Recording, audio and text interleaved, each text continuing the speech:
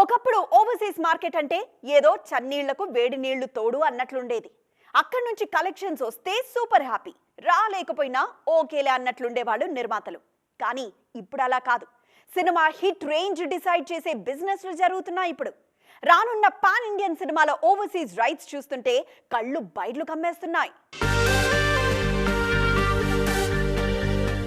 ఈ మధ్య overseas market అంచనా వేయడం కూడా కష్టమైపోతోంది. రాజమౌళి, ప్రభాస్ సినిమాలంటే విదేశాల నుంచే 100 కోట్లు వసూలు చేస్తుంటాయి. కానీ వాళ్లు కాకుండా మరే సినిమాకు 5 మిలియన్ రాలేదు. కానీ ఆ మధ్య హనుమాన్ ఆ రేర్ ఫీట్ చేసి చూపించింది. దాంతో స్టార్ హీరోల సినిమాలకు రెక్కలొచ్చేశాయి. సంక్రాంతికి వచ్చిన గుంటూరు కారం ఓవర్సీస్ రైట్స్ 20 కోట్ల వరకు అమ్ముడయ్యాయి.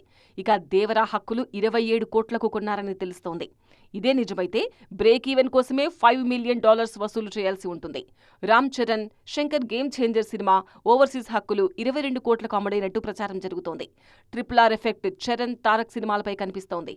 చిరంజీవి, వశిష్ఠ కాంబినేషన్లో వస్తున్న pan Indian cinema Vishwambhara overseas rights 18 కోట్లకు ఒక ప్రముఖ సంస్థ చేజిక్కించుకున్నట్టు తెలుస్తోంది. అలాగే పవన్ కళ్యాణ్ ఓజీ రైట్స్ సైతం 17 కోట్లకు అమ్ముడైనట్టు ప్రచారం జరుగుతోంది. ఇవన్నీ బ్రేక్ ఈవెన్ చేరుకోవాలన్నా వాళ్ళ కెరీర్లో పాత రికార్డులన్నింటినీ తుడిచేయాల్సి ఉంటుంది. ఈ మధ్యకాలంలో ఓవర్సీస్ మార్కెట్ భారీగా పెరిగిన మాట వాస్తవమే.